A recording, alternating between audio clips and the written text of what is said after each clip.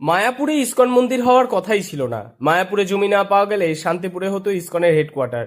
অদ্বৈত আচার্য দীক্ষাগুরু মাধবেন্দ্রপুরীর তিরোধান দিবস উপলক্ষে শ্রী চৈতন্যদেবের সূচনা উৎসবে এসে কথাই জানালেন প্রভুপাদের শীর্ষ জয় পতাকা মহারাজ।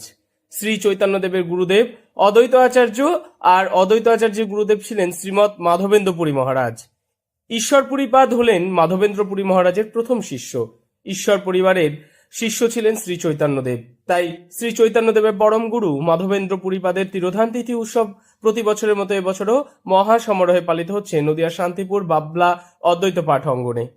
গুরুদেব শ্রীমান মাধবেন্দ্র পুরীর স্মরণ তিথি অর্থাৎ তিরোভাব তিথি, এবং সবচেয়ে বড় যে মাধবেন্দ্র পরিবারের তিরোধান তিথি একমাত্র শান্তিপুর অদ্বৈত পাঠ বাবলায় অদ্বৈত প্রভু নিজের এই স্থানে নিজেই শুরু করেছিলেন, প্রবর্তক বলতে পারি। আজও তার ধারাকে আমরা অব্যাহত রেখেছি অদ্বৈত পরিবার হিসেবে। জানা যায় এই উৎসব প্রথম সূচনা করেছিলেন অদ্বৈত আচার্য, এবং সেই উৎসবের প্রধান অতিথি হিসেবে উপস্থিত ছিলেন স্বয়ং চৈতন্য মহাপ্রভু। তিনি শান্তিপুরে সেদিনকে অবস্থানও করেছিলেন। তাই তিনি এই উৎসব প্রসঙ্গে বরদান করে বলেছিলেন, এই উৎসবে যে সমস্ত ভক্তরা এসে প্রসাদ গ্রহণ করবে তারা গোবিন্দ প্রেমে মাতোয়ারা হয়ে উঠবেন। ভাগবত অনুসারে আজকের এই বিশেষ তিথিতে কোনো ব্যক্তি অদ্বৈত পাঠে বসে প্রসাদ গ্রহণ করলেই তিনি গোবিন্দ প্রেমে মাতোয়ারা হয়ে উঠবেন।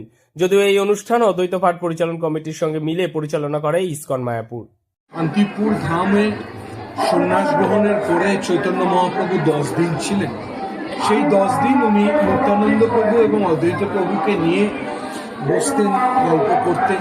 সেই জন্যই শান্তিপুরে আজকে অদ্বৈত পাঠে 3 প্রভুর চরণ, চৈতন্য মহাপ্রভু, নিত্যানন্দ প্রভু এবং অদ্বৈত প্রভু, 3 জনের চরণ পদ্ম স্থাপিত।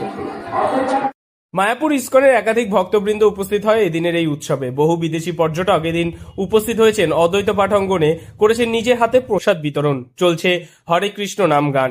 যদিও এই অনুষ্ঠানকে কেন্দ্র করে এলাকা তথা রাজ্যের বহু প্রান্ত থেকে ভক্তগণের জমায়েত হয়েছে অদ্বৈত পাঠে। যদিও ইসকন সূত্রে খবর 50,000 ভক্তের জন্য খিচুড়ি, তরকারি, আলুর দম এবং চাটনি, পায়েস প্রসাদের ব্যবস্থা করেছে ইসকন। রাত্রি 8টা পর্যন্ত চলবে প্রসাদ বিতরণ। তার সঙ্গে চলবে অদ্বৈত আচার্য এবং মাধবেন্দ্র পুরীপাদের এবং চৈতন্যদেবের বিশেষ পুজো, আরতি এবং ভাগবত পাঠ। এদিন এই অনুষ্ঠানে এসে বিদেশি ভক্তরা জানান তারা অত্যন্ত খুশি এরকম এক সুন্দর মনোরম পরিবেশ এসে কৃষ্ণ নাম জপ করতে পেরে।